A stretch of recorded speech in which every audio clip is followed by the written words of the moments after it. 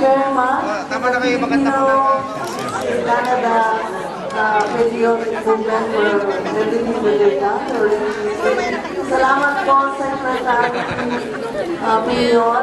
Your presence here is a sign. It's a signal that the Philippine government under the leadership of President Duterte considers the Filipino community very important. Maraming salamat. Thank you pa, Ron Canada President. Canada Patriotic Movement, maraming salamat sa aming napaka-mismong Secretary of Agriculture. Pinagbalakpak po ulit.